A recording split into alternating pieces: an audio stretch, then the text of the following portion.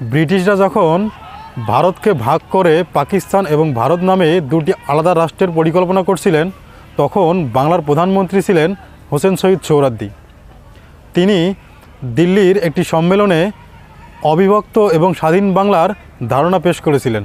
47 সালে মিস্টার সোহরাওয়ার্দীর সেই পরিকল্পনা যদি সফল হতো, তাহলে আজকে ভারত ভাগ হয়ে 3টি আলাদা রাষ্ট্রের জন্ম হতো।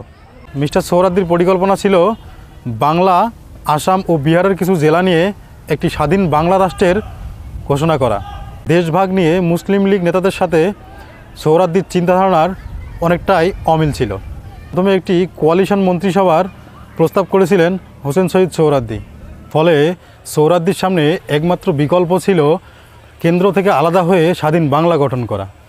তার এই অখণ্ড স্বাধীন বাংলার ধারণাকে প্রথমের দিকে কয়েকজন মুসলিম এবং কংগ্রেস নেতা সমর্থন দিয়েছিল, কিন্তু কংগ্রেসের মূল নেতৃত্ব সোহরাওয়ার্দীর এই চিন্তাকে কখনো আমলে নেননি। আমেরিকার কলম্বিয়া ইউনিভার্সিটির ইতিহাসবিদ আয়েশা জালালের the sole spokesman Jinnah the Muslim League and the demand for Pakistan বইয়ে অনেক ঘটনা বর্ণনা করা হয়েছে। আয়েশা জালাল তার বইতে বলেছেন, পাকিস্তানের প্রতিষ্ঠাতা মোহাম্মদ আলী জিন্নাহর অবিভক্ত স্বাধীন বাংলার কৌশলটি ছিল অনেক গুরুত্বপূর্ণ। ভারতীয় উপমহাদেশ ভাগ করে আলাদা ভারত এবং পাকিস্তান রাষ্ট্র গঠনের পরিকল্পনাকারী লর্ড মাউন্টব্যাটেন ভাইসরয় হিসেবে নিযুক্ত ছিলেন। তিনি জিন্নাহকে বলেন, বাংলা যদি অবিভক্ত স্বাধীন রাষ্ট্র হিসেবে গঠিত হয় তাহলে তিনি আনন্দিত হবেন। লর্ড মাউন্টব্যাটেন জিন্নাহকে আরও বলেন, কলকাতা ছাড়া বাংলা কোনো কাজে আসবে না, সুতরাং বাংলা যদি অবিভক্ত এবং স্বাধীন রাষ্ট্র হয় তাহলে তাদের সাথে আমাদের সম্পর্ক আরও ভালো থাকবে। লর্ড মাউন্টব্যাটেনের এই কথায় মোহাম্মদ আলী জিন্নাহ যখন সমর্থন জানায়, ঠিক তখনই হোসেন শহীদ সোহরাওয়ার্দী মনে করলেন বাংলাকে অবিভক্ত রাখার এটি হচ্ছে মোক্ষম সুযোগ। তাই লর্ড মাউন্টব্যাটেনকে 1947 সালের নভেম্বর পর্যন্ত ভারত ভাগের বিষয়টি স্থগিত রাখতে বলেন হোসেন শহীদ সোহরাওয়ার্দী। মিস্টার সোহরাওয়ার্দীর অবিভক্ত বাংলার ধারণাটি বাস্তবায়নে বেশ কিছু প্রতিবন্ধকতা ছিল। পূর্ব বাংলায় বেশ কিছু মুসলিম নেতা এর বিপক্ষে ছিলেন। অবিভক্ত বাংলার বিপক্ষে থাকা মুসলিম লীগ নেতারা মনে করলেন যে বাংলা অবিভক্ত থাকলে হিন্দুদের সাথে ক্ষমতা ভাগাভাগি করতে হবে। তাই তারা মুসলিমদের জন্য পূর্ব বাংলাকে পূর্ব পাকিস্তানের দাবি জানায় এবং তারা বৃহত্তর পাকিস্তানে থাকার সম্মতি জানায়। 1947 সালের 23 মে ভারত ভাগের পরিকল্পনা নিয়ে বৈঠকে বসেন লর্ড মাউন্টব্যাটেন। সেই বৈঠকে জওহরলাল নেহরু বলেন, অবিভক্ত বাংলার বিষয়টি তিনি মেনে নেবেন, বাংলা যদি ভারত ইউনিয়নের মধ্যে থাকেন। আয়েশা জালালের বর্ণনা মতে জওহরলাল নেহরু বাঙালি হিন্দুদের সতর্ক করে দেন তারা যেন সোহরাওয়ার্দীর প্রস্তাবে বিভ্রান্ত না হন, কারণ নেহরু মনে করতেন বাংলা বিভক্ত হলে সেখানে মুসলিম লীগের প্রাধান্য পাবে এবং পুরো বাংলা পাকিস্তানের আওতায় চলে যাবে। 31 মে লর্ড মাউন্টব্যাটেনের সাথে দেখা করেন সোহরাওয়ার্দী। তিনি মাউন্টব্যাটেনকে জানান অবিভক্ত বাংলার বিষয়ে ভোটাভুটি করতে রাজি হবেন না কংগ্রেস।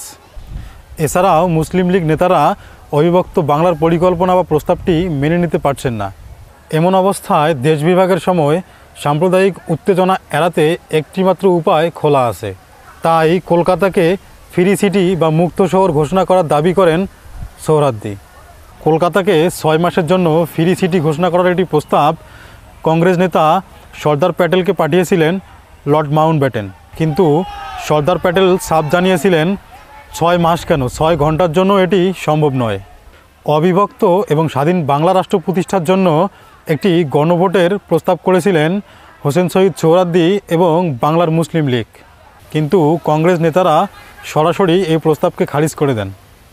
কংগ্রেস এবং মুসলিম লীগ নেতাদের এই রেষারেষির কারণে অবিভক্ত ও স্বাধীন বাংলার পরিকল্পনা দিনে দিনে অনেক ক্ষীণ হয়ে আসে। পরবর্তীতে লর্ড মাউন্টব্যাটেন সাফ জানিয়ে দেন কংগ্রেস এবং মুসলিম লীগ নেতারা একমত না হলে স্বাধীন বাংলা নিয়ে নতুন কোনো আলোচনা করতে রাজি নন তিনি। লর্ড মাউন্টব্যাটেন বলেন, খুব দ্রুত ব্রিটিশ পার্লামেন্টে ইন্ডিয়া বিল পাস হবে এবং দুটি স্বাধীন আলাদা রাষ্ট্রের কাছে ক্ষমতা হস্তান্তর করা হবে। সুতরাং বাংলা এবং পাঞ্জাব নিয়ে গণভোট আয়োজন করার কোনো সুযোগ থাকছে না।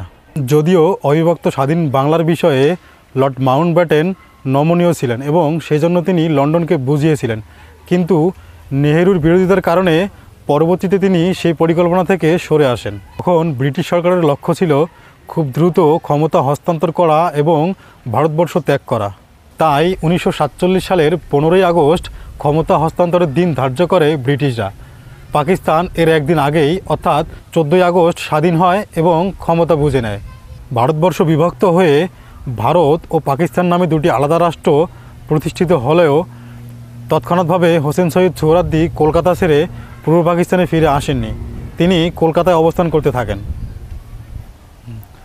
অধ্যাপক এবং গবেষক হারুন আর রশিদ লিখেছেন, অবিভক্ত স্বাধীন বাংলার স্বপ্নদ্রষ্টা হোসেন শহীদ সোহরাওয়ার্দী এক প্রকার ব্যর্থতা এবং অভিমানেই কলকাতায় থেকে যান।